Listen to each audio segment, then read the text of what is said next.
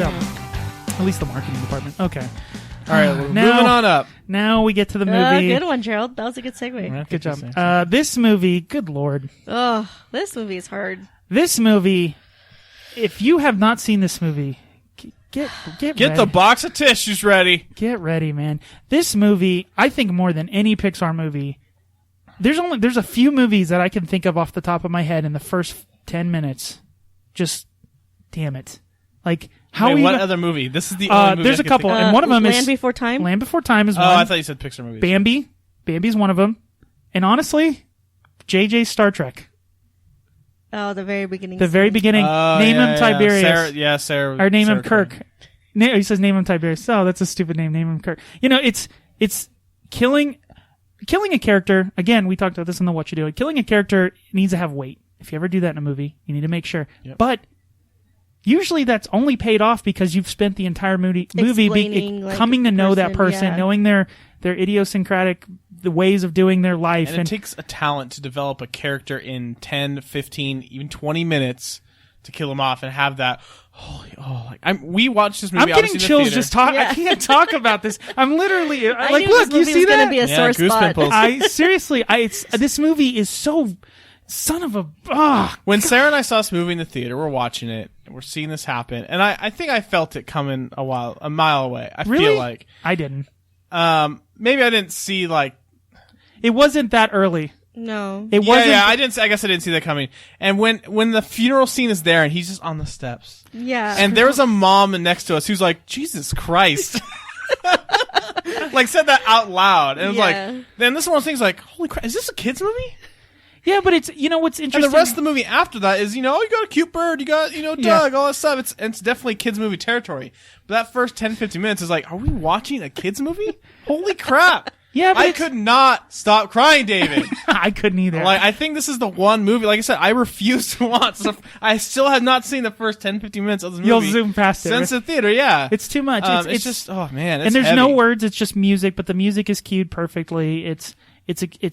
Same guy, Michael, scored it again. Your boy. Bravo. That piano brings me to tears just like in Lost. And it's also this, and I think that's actually what makes the second half, not even the second half, the other part of the movie, the whole movie, the other hour and 40 minutes of this movie are because of it, the moment of, depth or darkness of that movie. And it's not, dark is a weird word to use because it is dark, but it's not like dark and like it's not bad. It's not negative. It's life. But it's life. One of the things I'm sure parents have a real difficult time explaining to their children in general is death, right? It's, and this movie does it in such a poetic and such a powerful and such a, not dark in a bad way, like you're saying. It's showing the levity and how important life is. And that's what the whole movie's about, is like, enjoy life, because it's fleeting. That's all you have. God, this movie. You're like getting emotional talking about it. It's so messed up. Like, this movie is more impactful than like every other movie, like dramas. You know what I mean? That's all they're there for. Yeah. Like The Fault in Our Stars. Like those movies, like the payoff at the end is like, oh my God, you're gonna cry so good. But because of it's like. You go to a funeral. Everyone has probably been to a funeral or experienced some death in their life, whether it's a family member, whether it's a pet, whether it's a dream of a podcast being better. But it's just one of those moments of like, God, you like I said, Pixar, I don't know what machine they have, but they go, take that one emotion and boil it down and consolidate it and compress it and boil it to the single most essence, and we're going to make you take a bite of that. Yeah. And that's all you're going to feel is that emotion of like, damn you, Pixar. Like, and even even after that moment in the movie, you're like, okay, here we go. We're into the real movie now. Yeah. I'm wipe my eyes enough. We're good. And then like every now and then in the movie, like, dun, dun, dun, dun, you're like, he'll look at the picture and you're like, oh, here we go. God damn it. Exactly.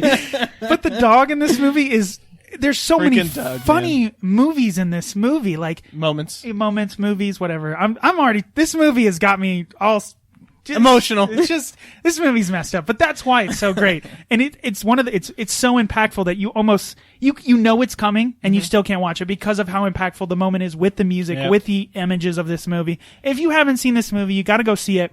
But I don't know how you create something like that and don't just cry on hours on end. Like it's one thing to experience it as a viewer, but it's another thing to because like I said, they boil that crap down and it's just like, you're the evil, like not evil, And but who doesn't? Like, you can be like, I don't cry a lot in movies. I don't cry a lot in movies.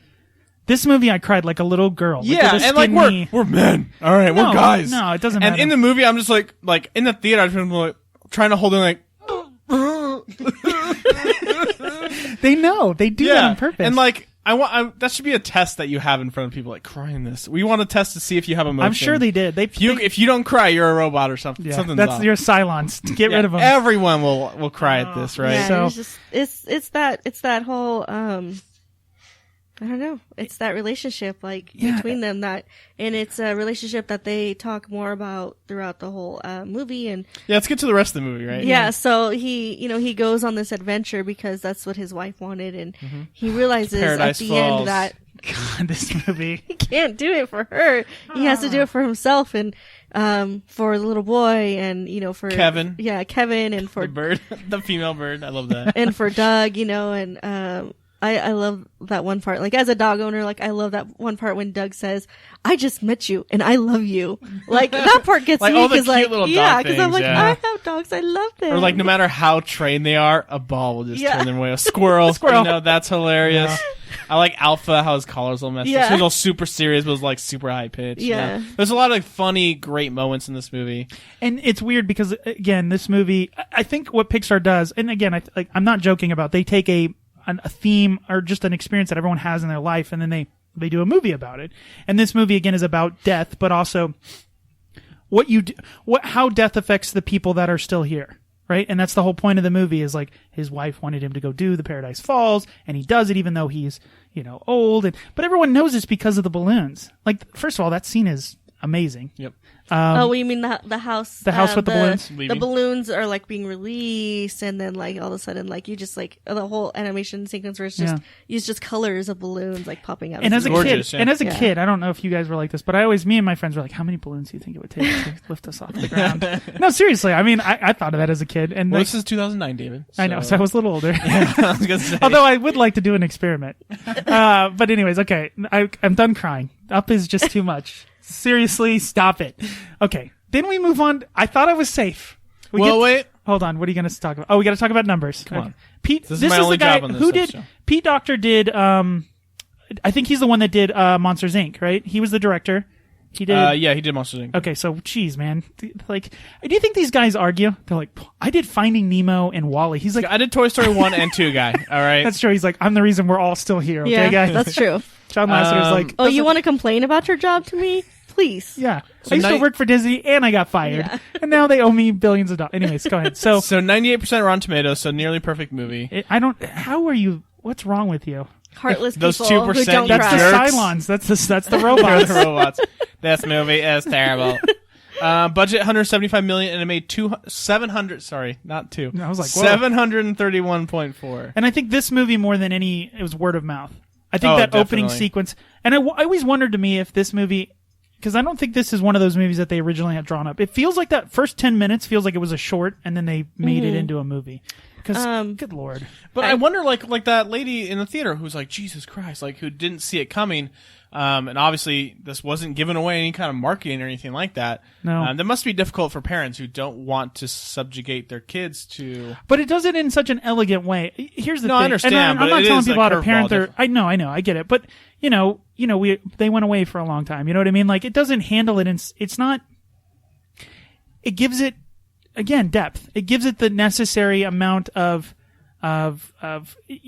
feeling to say, look, this is going, for kids, this is going to happen. It's going to be sad, but that doesn't mean it shouldn't ruin your life. You should take the death of someone else and use that in affecting your life to become a better person, to do the things that they, enjoy life. That's the whole point of this And movie. not just that, but like that's, and it's made a point in the movie as well. Like that memory of that person carries on, no matter if their body or whatever, Right, is not there anymore. What I love is that after that scene, I love this movie. Good lord. what I love is like after that scene though is like even I think as a kid like they could tell because all of a sudden they would see in the two chairs there would be Carl and Ellie. Well, now it's just Carl. Right. She's Kids not get in it. the chair. The scenes are a little bit shaded. They're shaded a little bit darker, just to show that he's like upset, like he's you know, kind of grumpier now, and you just see him doing stuff around the house that he used to do with her, and now he doesn't do that anymore. So I think they get it. Like, but at the same time, like we say, like, I watched Bambi as a kid. I that might have been my first exposure to like the idea of death and like heartbreak. And I probably, you should raise your kids on like by talking to them, not why, but I'm sure my parents talked to me about death. But I remember that affecting me. I was like, what? Why? What did that? Why? This is supposed to be a Disney movie. But that's what Disney is supposed to. You know, not supposed to, I shouldn't say that, but it's what art is supposed to do. It's supposed to make you think and push the boundaries of what they're supposed to do. And this movie clearly does that because it resonates tremendously. Okay. So let's move on. Now that they got the formula figured out on how to make people boiled cry, down, they make you cry in this next movie. But they at least give you a year and a month to get over it. Yeah, I needed it. I had to go through therapy. Exactly. So the next movie is Toy Story 3. Toy Story 3.